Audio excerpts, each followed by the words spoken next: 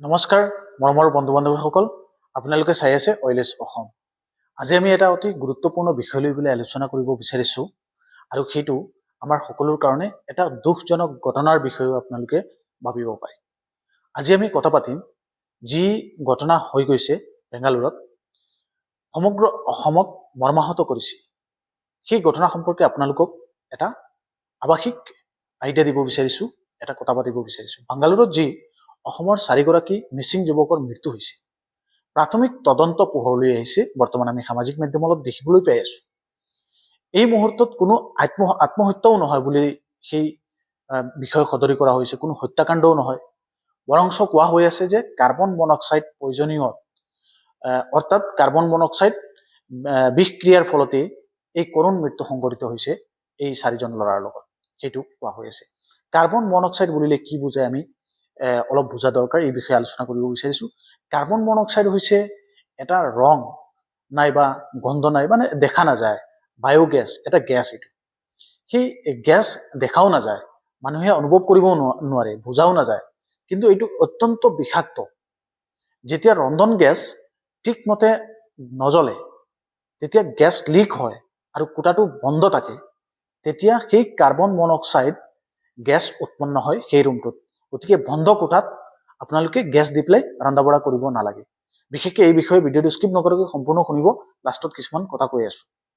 এই ঘটনাত কি হৈছিল, আমি কি শিকিবলগীয়া আছে? প্ৰাথমিক তথ্য অনুসাৰে যুৱককেইজনক থকা কোঠাৰ যিটো আছিল, সেই কোঠাটো সৰু আছিল আৰু বন্ধ আছিল আৰু বায়ু চলাচল নকৰা এনেকা অৱস্থাৰ এটা ৰুম আছিল। ৰন্ধন গেছৰ চিলিণ্ডাৰ লিক হৈছে বুলি সন্দেহ কৰা হৈছে এই বিষয়ে।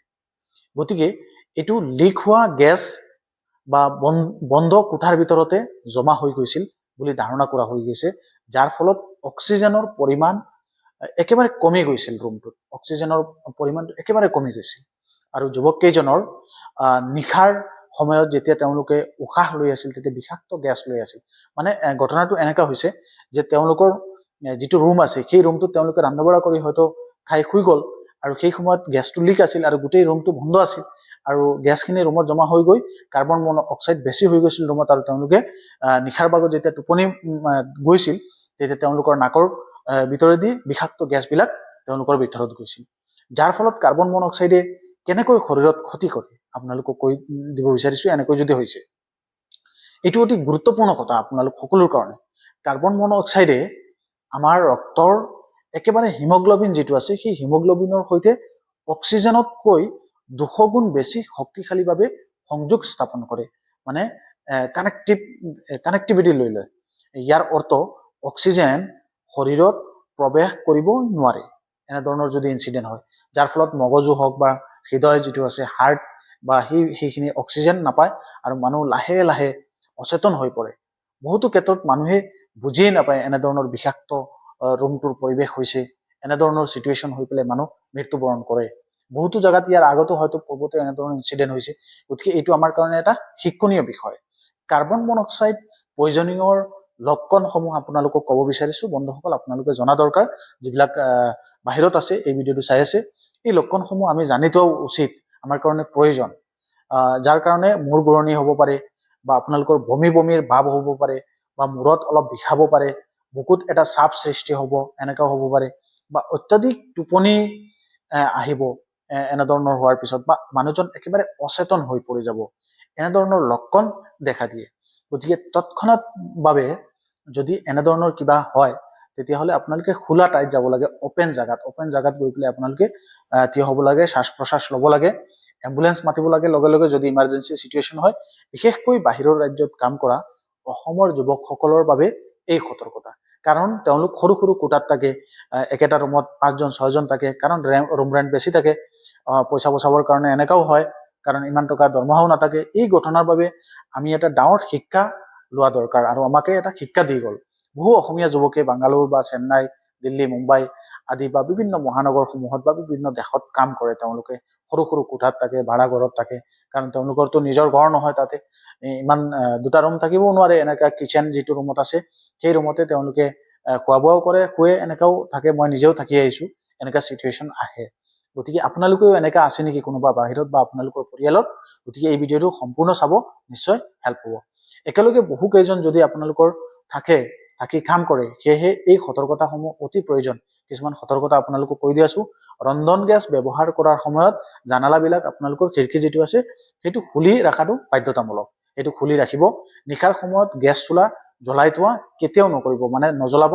জ্বলালে ৰন্ধা বঢ়া শেষ কৰি সুইচ বন্ধ কৰিব, ৰেগুলেটৰ বন্ধ কৰিব। গেছ লিক হলে তৎক্ষণাৎ মেইন যিটো ৰেগুলেটৰ আছে সেইটো বন্ধ কৰি দিব।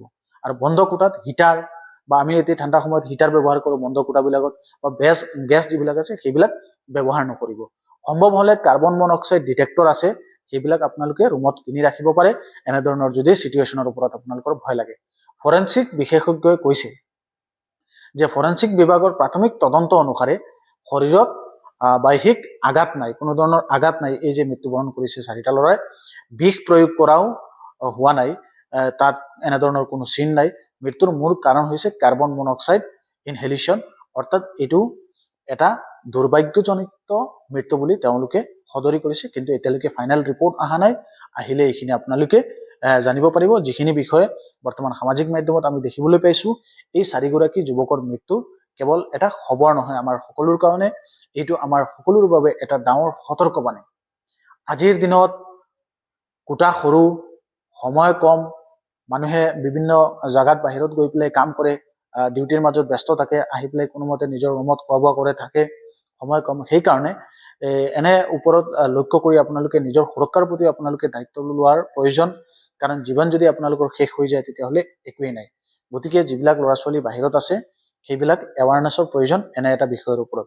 অনুগ্ৰহ কৰি এই ভিডিঅ'টো নিজৰ বন্ধু বান্ধৱ যিবিলাক আছে বা বাহিৰা ৰাজ্যত যিবিলাকে কাম কৰি আছে, অসমৰ যুৱক যুৱতী বা ছাত্ৰ ছাত্ৰী সকলো আছে, পঢ়া শুনাৰ ক্ষেত্ৰত বিভিন্ন দেশত বা বিভিন্ন ৰাজ্যত গৈছে, তেওঁলোক সকলোকে এই ভিডিঅ'টো শ্বেয়াৰ কৰিব, সকলোৰ লগত শ্বেয়াৰ কৰক, যাতে এই বিষয় লৈ পেলাই মানুহৰ মনত এটা সচেতনামূলক ভাৱ সৃষ্টি হয়।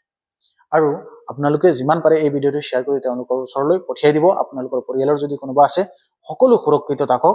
আৰু এই ভিডিঅ'টো বনোৱাৰ মূল উদ্দেশ্যটো হ'ল এই যিটো বিষয়, এই বিষয়ৰ ওপৰত আমাৰ যি 4টা অসমৰ সন্তান যি 4টা মৃত্যুবৰণ কৰিছে, সেইটো তেওঁলোককে যে এই ইনচিডেণ্ট সঁচাকৈ এনেকা যদি হৈছে, তেতিয়াহ'লে এনেকা আৰু বাহিৰত বহুতো আমাৰ অসমৰ যুৱক যুৱতী বা ল'ৰা ছোৱালীসকল আছে, তেওঁলোকে যাতে এনেধৰণৰ ইনচিডেণ্ট নহওক, সেইটো আমাৰ মূল উদ্দেশ্য। পৰিয়াল আছে, সেই পৰিয়ালটো ৱাইলেছ অসম ইউটিউব চেনেলৰ তৰফৰ পৰা শ্ৰদ্ধাঞ্জলি জ্ঞাপন কৰিছোঁ।